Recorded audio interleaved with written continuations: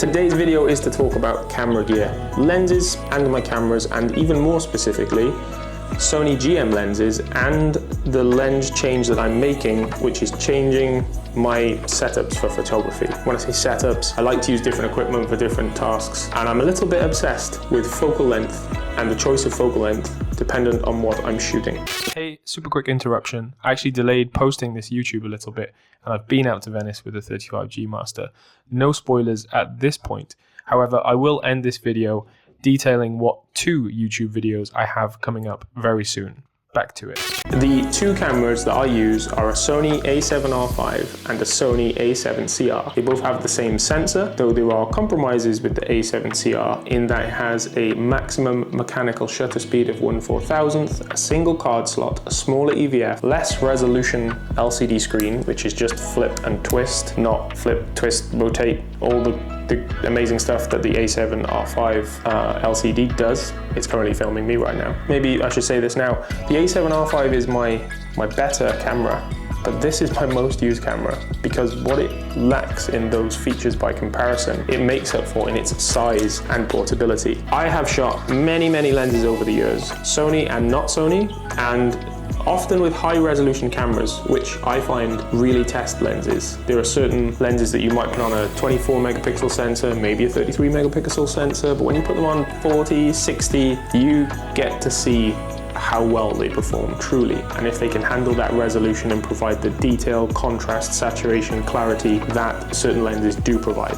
Jumping into the lenses that I currently use, which is going to change, and I'm going to talk about that in this video also. I currently use a 14mm f1.8G Master, a 24mm f1.4G Master, a 40mm f2.5G lens, a 50mm f1.2G Master, and a 70-200 f2.8 G Master Mark II. That's 5 lenses. I never carry all 5 of these lenses actually. I take these 4 often, these 3 even more often, and then just these 2 most. So that's kind of explained the video in one, but we'll dive a little deeper, I think. So the lens that I'm changing as well is going to change these setups, which work for the way I shoot things. My current most used lenses, and if you follow me on Instagram, you will already know this, are my 50 and my 24mm. The way I see the world through these lenses is scene and subject. Now, with photography and all things in photography, sometimes that can be completely the other way around. Sometimes I might shoot the scene with this and the subject with this. But generally speaking, I'm capturing scenes with 24mm, which is wide, not ultra wide. I would argue that ultra wide comes in after 20, maybe 16 even, and 50, which is a normal focal length. I don't think you notice compression until you get past 50, maybe 70, 85, that's my opinion. 40 is claimed to be the closest, or 43 actually, the closest focal length to how we see things. I don't know if I agree, but I accept that.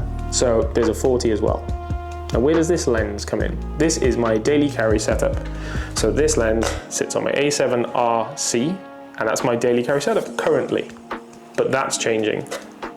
My lightest photography setup is essentially this camera with 1 lens and my iPhone 17 Pro. This is now part of my camera gear. It's not just my phone. Every other phone I've owned previously, I've never really considered part of my camera gear, but I don't know if it's just because I wanted it to happen, but it has happened. It's done things like replace the idea of having a little Ricoh camera, which I had for a while, which was great.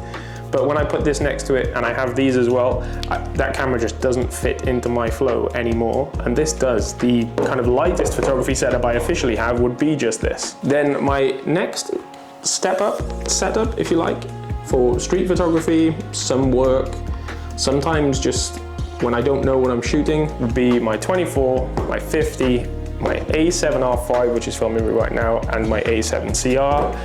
1 lens on each camera, no lens swapping. I either will have one in the Peak Design clip and be switching through there, or in a sling bag, and I'll switch in and out the sling bag. Maybe I should show the sling bag at this point. The sling bag would be the Wandered Rogue 9-litre. That's my kind of street photography, light setup, or if I'm just shooting some work that doesn't require too much. Nice and light, chuck it on, walk around all day. easy. Then if I'm shooting more variety or I'm out on the coast, I like to bring this lens along, because on the coast this is great. If I want to shoot waves, seals, anything that I can't walk to because of the coast, then this lens comes in clutch on top of these two. I might often drop this one back, have this on one camera, this on the other. Scenes, wide scenes, and I can get punched in on subjects or compress the landscape. All right, lenses aside, let's do more on bags at this point, because I'm a little obsessed about camera bags as well, I'll be honest. So my daily carry, normal kind of bag, is the Gomatic Peter McKinnon 25 litre. It's great.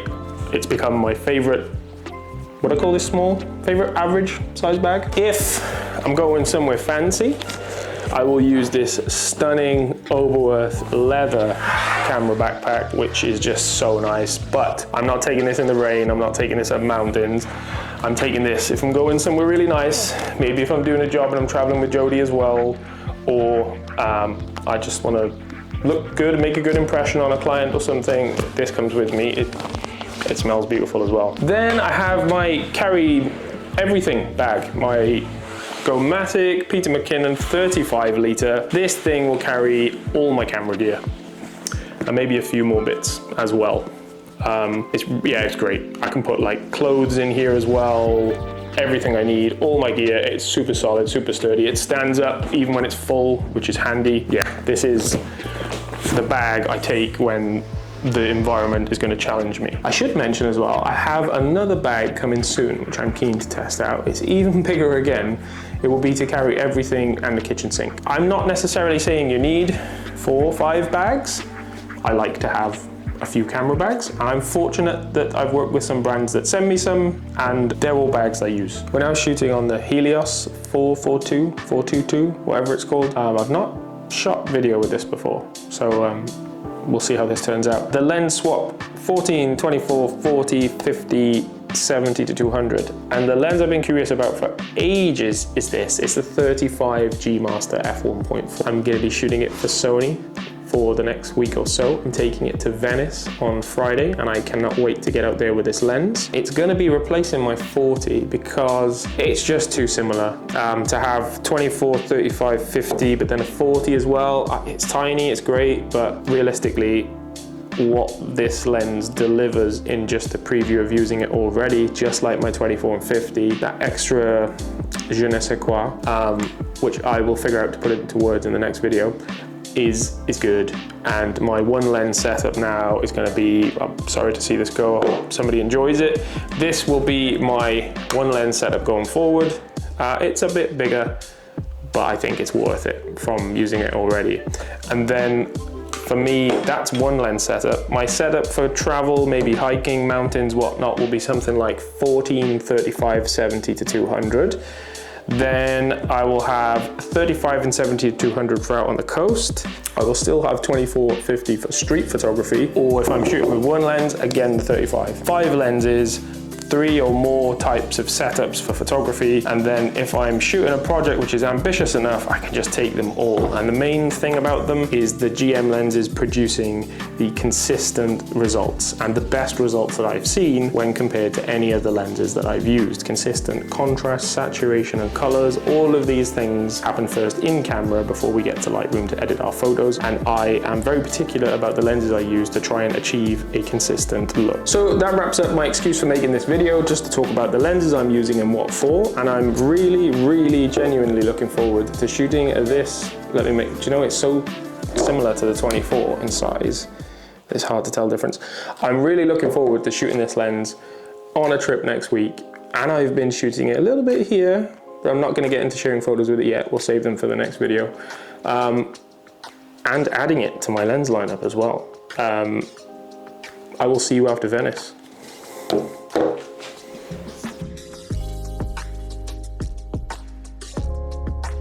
In addition to shooting the 35mm in Venice, I'm going to be shooting my iPhone as I continue my efforts to integrate this as part of my camera gear going forward. And that's going to be in partnership with Lexar, who've sent me these SSDs for my iPhone, which will allow me to not have to worry about filling my phone up with storage all the time, which seems to be a problem regardless which size you buy.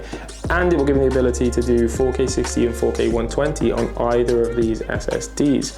I'm going to be sharing a video where I talk about my approach to integrating the iPhone 17 into my camera gear, as opposed to just being a phone with a camera, and how these accessories are going to benefit me in doing that and could benefit you also. But before I let you go, I'm working on presets. They're going to be available soon. The news on this will be shared on my Instagram first in my broadcast channel.